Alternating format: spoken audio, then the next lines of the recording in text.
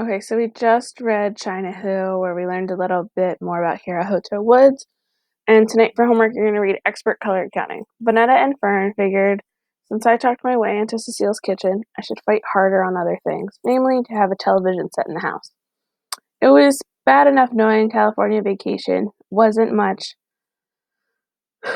to hang a back-to-school essay on. There were no Disneyland rides to write about, no Hollywood superstars in the Safeway store to sign autographs, no surfing on the beach or shaking peaches and plums from the fruit trees in the backyard. There wasn't even a long-lost mama hugging and crying at the airport. Soon I saw my sister's point. At least we could have a television set. Cartoons on Saturday, funny shows after dinner, evening news, and true crime shows for me. And of course, the Mike Douglas show, 5 days a week, because Mike Douglas always had Negro performers. The Mike Douglas show 5 days a week because Mike Douglas always had Negro performers on his variety show. Outside of the flipper incident, we didn't fight over the TV, which would mean less noise to bother Cecile. If she bought a portable TV set, we could be put in our room and she wouldn't see us for hours. It would feel like a real vacation. Getting hours and hours of Get Smart in the FBI without Big Mom making us turn the set off. I could definitely make a connection. I used to go and hang out with my aunt. We used to watch TV a lot later than I was allowed to at home. Once I found my calm, steady voice and brought our demands to Cecile at our next sit-down dinner. That's what protesters did. They brought their protest songs and their demands to the establishment. The establishment is just another way to say the government, because the establishment was in control. I didn't know Cecile's exact age, but she had to be over 30. That plus her holding onto the money that Pa had given us, that made Cecile the establishment. All we needed was some protest signs and an or else that wouldn't make Cecile hurt us.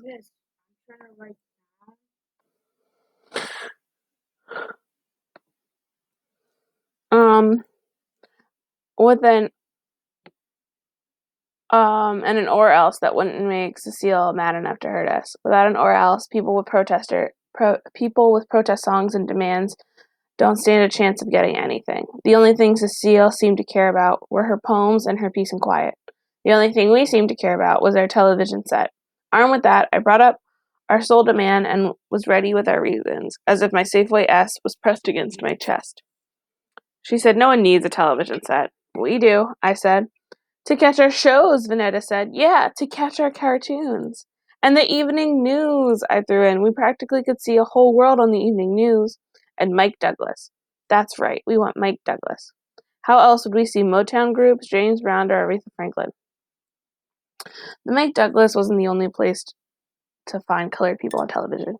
Every week, Jet Magazine pointed out all the shows with the colored people. My sister and I became expert colored counters. This is the chapter name, so we know this is important. So I want you to think, what could this mean? It's going to be a discussion question tomorrow. What does it mean that they are expert colored counters? We had it down to a science. Not only did we count how many colored people were on the TV, we actually counted the number of words each actor was given to say. For instance, it was easy to count the number of words the Negro engineer on Mission Impossible spoke, as well as the black POW on Hogan's Heroes. Sometimes the black POW didn't have any words to say, so we scored him a 1, just for being there. We counted how many times Lieutenant Uhuru hailed the frequency on Star Trek. We'd even make turns being her, although Big Ma would never let us wear a mini dress or space boots.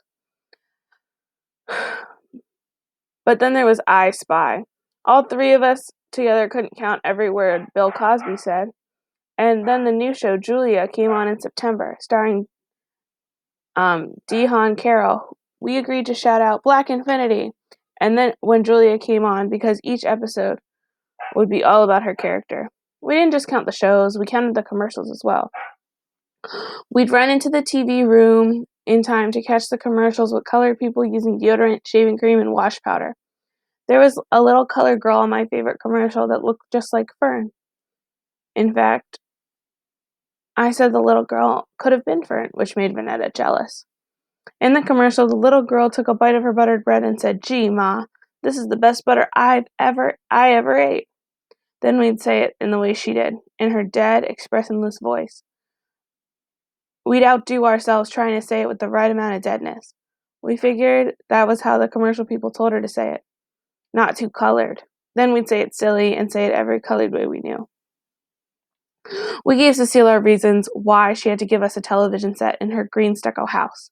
We even showed her how it would give her peace of mind to do her work without bothering her. To her reasons, the establishment said television is a liar and a story. But we weren't ready to give up. The evening news comes on television, I said. It's all true because it's on the news, she grunted. And the weatherman gives the weather report. That's important. Another grunt. And the monkeys do the monkey. And Fern swung her arms up and down and bobbed her head like a go-go dancer. Cecile made a what expression? Flummoxed. Good old Fern. Fern managed to completely flummox. That means kinda confuse the establishment. Then we started singing our protest song, chewing away at her peace and quiet. Here we come, walking down the street like Davy Jones, Mickey Dolenz, and the other singers of the Monkees. The next day, when we came back from the center, we found a radio in our room, a cord wrapped around its plastic body. It was a sure enough, left by the garbage dump second-hand radio. Vanetta and Fern squealed as if the little colored girl in the commercial were standing in our room eating buttered bread. So